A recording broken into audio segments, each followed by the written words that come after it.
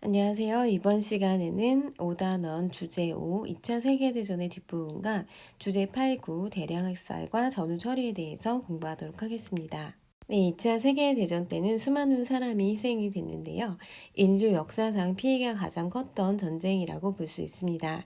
군인과 민간인을 합쳐서 5천만 명 이상이 사망한 것으로 추산되고 있습니다.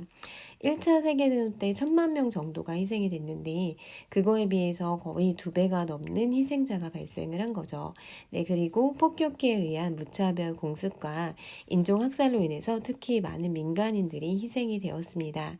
이런 대량 학살이 일어나게 된 것은 전체주의의 대두와도 관련이 있는데요. 이 전체주의라는 거는 개인보다는 어떤 국가, 국민과 같은 전체를 위해서 이 개인이 희생할 수 있다라고 보는 거죠. 근데 이것은 민주주의를 위협하는 사상이라고 볼 수 있습니다. 왜냐하면 민주주의라는 거는 인간의 존엄성을 바탕으로 유지가 되는 거잖아요. 네, 그래서 어떤 인간의 존엄성 이런 게 무시됐기 때문에 이런 대량 학살이 이런 크게 나타났다고 볼 수 있습니다. 네, 전체주의자들은 극단적인 민족주의와 인종주의를 앞세워서 다른 민족과 인종을 짓밟고 학살을 했는데요. 이런 대량 학살의 대표적인 세 가지를 살펴보면 먼저 홀로코스트가 있습니다. 홀로코스트는 독일의 나치즘이 벌인 유대인 학살인데 홀로코스트로 희생된 유대인이 600만 명에 달하는 것으로 추산되고 있습니다.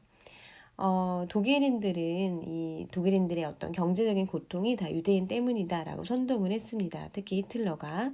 네, 그래서 유대인 차별법을 제정을 하고 유대인들을 게토라고 불리는 격리구역에 가두고 추방을 했습니다.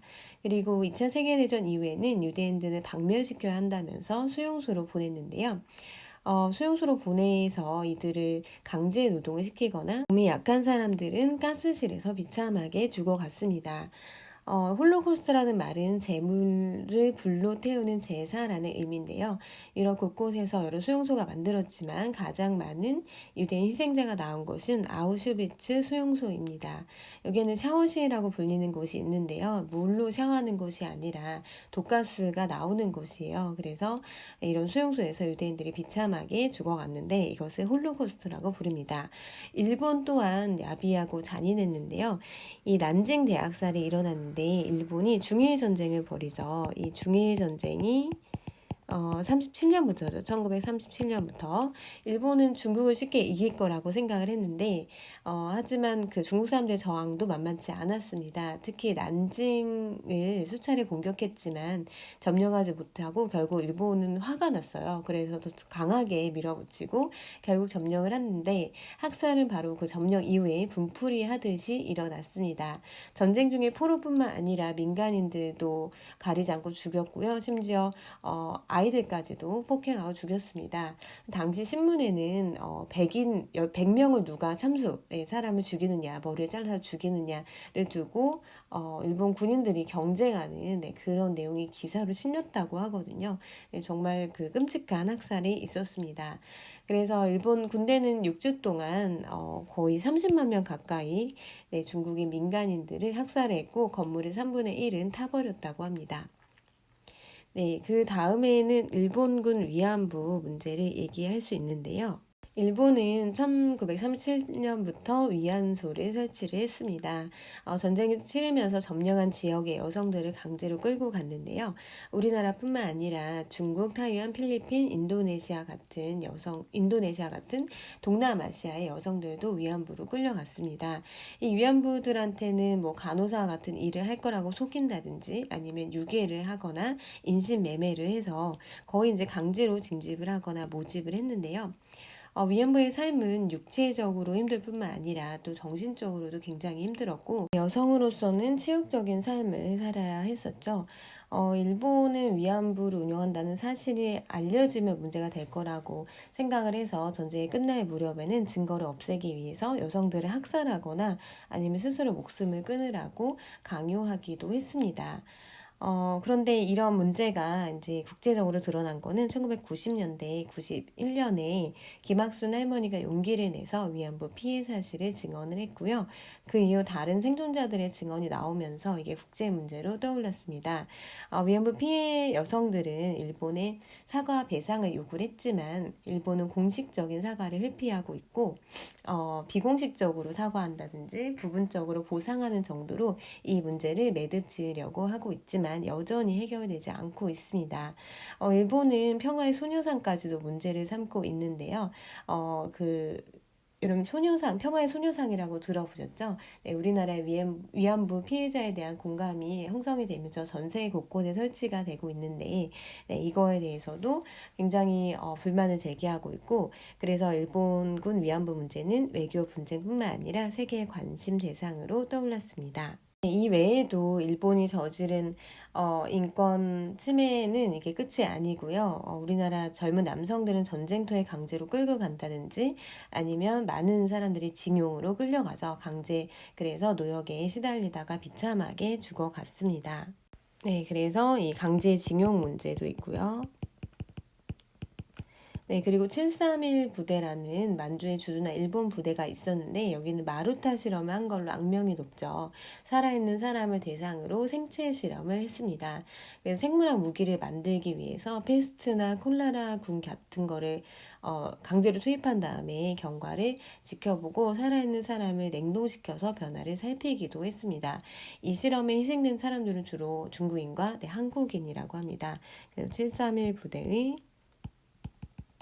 생체 실험까지 일본이 저지른 만행을 살펴보았습니다. 네, 교과서 내용을 정리해 보겠습니다. 2차 세계대전은 사망자가 5천만 명에 달하는 인류 역사상 가장 피해가 큰 전쟁이었습니다. 그리고 대량 살상과 인권 침해가 나타났고요.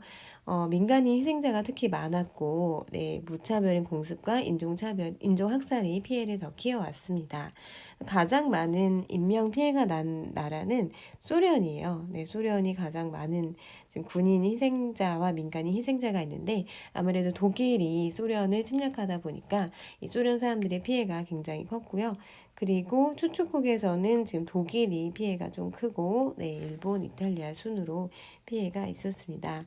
그리고 여기 폴란드 같은 경우에는 민간인 희생자가 굉장히 많잖아요. 네, 홀로코스트에 의해서 희생된 유대인들이 많이 포함되어 있기 때문입니다. 네, 계속 이어서 대량 학살과 관련된 부분을 보면은 교과서 198페이지인데요.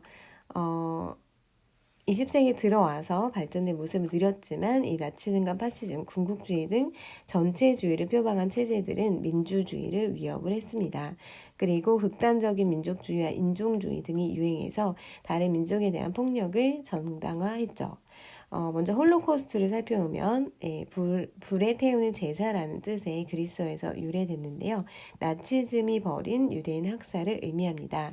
그래서 독일 나치즘은 독일의 고통을 유대인 탓으로 돌리면서 인종주의 확산을 시켰고요. 유대인을 차별하는 법을 만들고 개토에 격리를 했고 특히 아우슈비츠 수용소를 이송을 해서 체계적으로 학살을 했습니다. 그래서 거의 600만 명에 달하는 유대인이 희생된 걸로 알려져 있고요. 그리고 여러 지역에서 홀로코스트 있었고 소련에서 이 스탈린 독재 체제 때도 많은 대량 학살과 인권 침해가 있었거든요. 네, 난징 대학살은 중일 전쟁 시기에 일본이 이 난징을 점령하면서 일으킨 대규모의 전쟁 범죄입니다. 민간인 전쟁포로 살해하고요. 3분의 1 파괴시켰죠. 네, 여전히 일본은 이게 좀 자기네가 한 게 아니라 조작된 거다라고 부정을 하고 있습니다. 모호한 입장을 취하고 있기도 하고요. 그리고 이 일본군 위안부 동원 문제, 네, 주로 대상은 중국, 네, 이쪽, 조선, 타이완, 동남아시아 등 일본 식민지가 되었던 지역의 여성들입니다. 1990년대에 피해자들이 사과 배상을 요구하고 있지만 정식으로 인정하지 않고 있고요. 네, 그냥 비공식적인 사과 보상만 하는 수준에서 해결하려고 하고 있고 이거는 외교 분쟁이자 세계 관심의 대상이 되었습니다. 네, 다음은 2차 세계대전 이후의 전후 처리 논의에 대해서 살펴보도록 하겠습니다. 그러면 1차 세계대전이 끝나고 파리 강화회의가 열렸죠. 이 파리 강화 회의에서는 미국 대통령 윌슨이 제안한 14개조 원칙을 바탕으로 어떤 전후 처리 문제를 논의를 했었다라고 했었죠. 이 중에 민족 자결주의 원칙도 있었고요. 근데 2차 세계대전 때는 좀 더 일찍 전후 처리와 새로운 국제 질서를 수립하기 위한 논의가 시작이 됩니다. 일단 1941년에 미국의 루즈벨트 대통령과 영국의 처칠 총리가 만나서 국제 평화 원칙을 마련했는데요. 그것을 대서양 헌장이라고 합니다. 이미 41년부터 이 원칙이 만들어졌습니다. 그리고 전쟁 막바지에 치달으면서 평화 원칙을 바탕으로 한 여러 회담이 열렸는데요. 대표적인 회담이 크게 세 개가 있는데, 먼저 이집트 카이로에서 미국, 영국, 중국의 정상들이 만났습니다. 이 회담에서는 일본 문제 처리와 특히 우리나라 한국 독립에 대한 문제를 처음으로 합의를 했는데요. 지금 여기 이 사진이 카이로 회담과 관련된 사진입니다. 그래서 미국의 이 대통령 루즈벨트 대통령이고요. 이분이 처칠이고 여기가 중국의 장제스입니다. 네, 다음은 얄타 회담인데요. 그 크림반도의 얄타라는 지역에서 회담이 열리는데, 얄타 회담에서는 전쟁이 끝난 다음에 독일 문제를 어떻게 처리를 할지 논의를 했습니다. 그래서 이 독일 문제를 영국, 프랑스, 소련, 미국이 분할 통치하기로 이미 얘기가 됐고요. 그리고 소련의 참전, 그럼 대일 전쟁, 대일 전쟁이라면 미국과 일본이 태평양에서 싸우는 건데 여기에 소련이 참전하겠다. 미국 편 연합국의 편으로 이것이 결정이 됐습니다. 그래서 얄타 회담의 모습, 처칠, 루즈벨트, 그리고 이분이 스탈린이죠. 그리고 전쟁이 끝나기 전에 또 회담이 열리는데 포츠담 회담이 열립니다. 포츠담 회담은 이전까지의 결정을 확인하는 건데 지금까지 약속한 것을 그대로 이행하자. 그리고 이제 독일을 비롯한 유럽의 전후 처리 문제, 한국의 독립 문제도 이 회담에서 다시 한번 얘기가 됐습니다. 그래서 여러 차례 국제 회담을 통해서 전쟁 이후의 국제 질서를 미리 논의를 했기 때문에 큰 잡음 없이 전쟁 이후에 뒤처리가 잘 이루어졌다고 하는데요. 포츠담 회담 다시 보면은 여기가 처칠, 루즈벨트, 그리고 스탈린 이렇게 보여서 전후 처리를 논의했습니다. 그래서 전쟁 후에 독일은 분할 통치가 돼요. 그래서 4개 국가, 미국, 영국, 프랑스, 소련이 분할해서 통치를 하고요. 일본 같은 경우에는 미군정의 통치를 받습니다. 미군정이라고 하면 미국 군인들이 통치를 하는 건데 승전국의 군대가 주체가 되어서 통치를 하는 정치 형태를 의미합니다. 교과서 내용을 확인해 보겠습니다. 세계 평화와 인권 보장을 어느 시기보다 전후 처리를 위해서 노력을 많이 했었는데요. 연합국 신화 대서양 헌장을 바탕으로 평화 원칙 이미 41년에 수립을 했고요. 그리고 카이로, 얄타, 포츠담 회담 등 전후 처리 문제를 이 국제 회담을 통해서 결정을 했습니다. 독일은 미국, 영국, 프랑스, 소련에 의해서 분할 점령됐고요. 일본은 미군정의 지배를 받게 됩니다. 그리고 이제 뒤에서 살펴볼 건데 국제기구로 국제연합이 창설이 되죠. 이게 1945년 전쟁 이후에 창설됩니다. 전후 처리 문제를 논의한 회담, 카이로 회담, 얄타 회담, 포츠담 회담이 있는데 카이로 회담에서는 일본 처리와 한국의 독립 문제 처음으로 논의했고요. 얄타 회담에서는 독일 문제, 소련의 참전, 그 태평양 전쟁에 참전한다는 거, 포츠담 회담에서는 독일을 비롯한 유럽 전후 문제 논의했고 기존의 내용을 다시 한번 확인했습니다. 세 번째로는 전후 세계 평화를 위한 국제기구 창설과 관련된 내용입니다. 먼저 다시는 이런 끔찍한 전쟁 하지 말자라고 해서 국제연합이 만들어지는데요. 국제연합이 UN이죠. 유나이티드 네이션스의 약자입니다. 물론 1차 세계대전 때는 국제연맹이 만들어지는데 이거 차이점을 좀 살펴보면 1차 세계대전 때 국제연맹에는 이 국제연맹 강제성이 없다 그랬죠. 군사력이 없었기 때문에. 그리고 가장 강대국이었던 미국이 불참했습니다. 그래서 어떤 국제 문제가 발생을 해도 사실 해결하기가 어려웠는데 국제연합은 2차 세계대전 이후에 그러니까 1945년에 설립이 되고요. 강대국 대부분이 다 참여를 했습니다. 그래서 미국을 포함한 대부분의 나라가 다 참여를 하게 됐죠.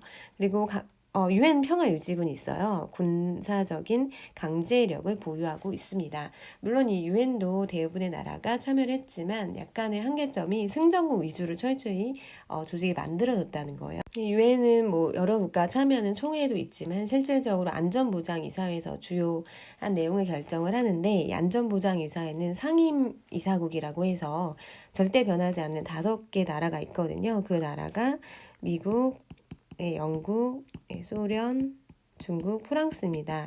즉 2차 세계대전의 승전국이죠. 그래서 이 나라 중 어느 한 나라라도 거부권을 행사를 하면 그 결의안이 채택되기가 어렵습니다. 그래서 여기 보면 소련과 중국 같은 경우에는 지금 물론 이게 러시아지만 성향이 공산주의 성향이잖아요. 그래서 자신들의 어떤 제재, 자신들의 나라에 불리한 그런 내용을 결의안으로 채택하기는 상당히 거부권을 행사하기 때문에 결의안 채택하기가 상당히 어렵습니다. 다음은 전범 재판입니다. 이 전범 재판은 전쟁의 그 책임을 묻기 위한 재판인데요. 독일과 일본의 정치가 군인들에 대해서 책임을 묻는 그런 절차가 바로 국제 전범 재판입니다. 먼저 독일과 관련해서는 연합국 대표들이 뉘른베르크 재판을 진행을 했습니다. 뉘른베르크에서 45년 11월부터 1년 동안 재판이 진행이 됐는데요. 이 중에 전쟁 피고인이 24명이었는데 22명에 대해서 판결을 내렸습니다. 19명은 유죄 판결을 받았고요. 나치스 전범 12명에게는 사형이 선고가 됐습니다. 네, 그리고 국제적인 실험 연구 윤리인 뉘른베르크 강령이 제정이 됐는데요. 독일도 나치스 그 정권이 수용소에서 이런 인체 실험을 했거든요. 그래서 이제 그런 거 하면 안 된다라고 해서 뉘른베르크 강령이 제정이 됐고요. 도쿄 재판의 경우에는 일본의 전범들을 처리하기 위한 재판인데 독일보다는 6개월 정도 늦은 1946년 5월에 도쿄에서 이 재판이 열립니다. 25명의 전범이 있었는데 그중 7명에게만 사형이 선고가 됩니다. 그래서 비판이 상당히 많은데 사형 선고 받은 7명 이외에는 대부분 다 석방이 되고요. 특히 A급 전범이 제대로 처벌이 되지 않았습니다. 특히 이 전쟁에 가장 책임이 있었던 사람이 천황이에요. 우리가 메이지 유신을 보면서 일본의 대일본 제국 헌법을 보면은 모든 책임이 다 사실 천황한테 있다는 걸 알 수가 있거든요. 근데 천황은 심지어 재판에 넘겨지지도 않았습니다. 네, 그래서 아무런 처벌도 받지 않고 또 그 생체 실험에 대해서도 처벌받지 않고 생체 실험 자료를 미국에 건네고 감형 및 면책을 받았습니다. 이후 독일과 일본의 전쟁에 대한 대응이 상당히 다른데요. 독일은 철저한 반성과 사과를 이행을 했습니다. 특히 1970년에 12월에 독일 서독의 브란트 총리가 폴란드인의 유대인 위령탑 앞에서 무릎을 꿇고 사죄를 하는 장면이 전 세계에 반영이 되고, 또 독일은 유럽과 공동으로 역사 교과서를 만들면서 자신들의 잘못을 반성을 하고 있지만 일본의 경우는 그렇지 않죠. 일본은 제대로 된 진정한 사과나 반성, 보상을 이행하고 있지 않고 있고요. 그리고 일본 정치인들은 특히 야스쿠니 신사는 전범들을 안치한 곳인데 여기를 오히려 참배를 하는 이런 모습을 보여주고 있습니다. 네, 교과서 내용을 정리해 보도록 하겠습니다. 국제연맹은 1차 세계대전 이후 창설이 됐지만 미국이 불참하고 군사력이 없었죠. 즉 강제성을 갖추지 못했습니다. 그래서 2차 세계대전에는 평화 유지를 위해서 만들어진 기구가 국제연합 유엔이죠. 강대국 대부분 참여했고요. 그리고 강제력과 무력의 제재 수단도 주어졌습니다. 전범 재판을 살펴보면 뉘른베르크와 도쿄에서 전범 재판이 열렸는데 이 독일의 경우에는 유럽인의 경우에는 이런 걸 통해서 유럽 통합을 추진하고 공동 교과서를 제작하는 등 진지한 반성을 위해 노력했습니다. 하지만 동아시아에서도 물론 노력을 하고는 있죠. 뉘른베르크 재판을 보면은 주요 나치범들을 처벌하기 위해서 열린 것인데요. 24명이 기소되어서 12명의 사형, 종신형 선고 받았고요. 나치당의 만행이 백일화에 드러났습니다. 그리고 도쿄 재판의 경우에는 7명이 사형을 받았고 종신형 받았지만 책임자인 천황을 제외한 채 진행이 됐고 이 생체 실험과 관련해서 처벌도 전혀 이루어지지 않았습니다. 전후 두 나라의 태도는 완전히 상반되는데요. 네, 독일 총리는 폴란드를 방문해서 그 유대인 위령탑에서 무릎을 꿇고 사죄를 해서 전 세계 사람들이 이걸 보면서 독일이 반성하는 모습을 보이는구나 했는데 일본은 여전히 야스쿠니 신사를 방문한 총리들이 신사를 방문해서 참배를 하는 그런 모습을 보이고 있습니다. 그래서 뉘른베르크 재판에서는 고위급 전범을 예외 없이 수배되고 재판을 받았지만 도쿄 재판은 천황이 아예 재판에 서지도 않았고요. 그리고 뉘른베르크 재판은 이 생체 실험의 충격으로 뉘른베르크 강령을 제정을 하지만 사법 일본의 경우에는 이 대부분 감염은 면책을 받습니다. 책임을 면제를 받았던 거죠. 네, 이렇게 해서 이번 시간에는 5단원의 주제 5 뒷부분과 8, 9 주제를 공부를 했습니다. 다음 시간에는 6-1 냉전에 대해서 알아보도록 하겠습니다. 수고하셨습니다.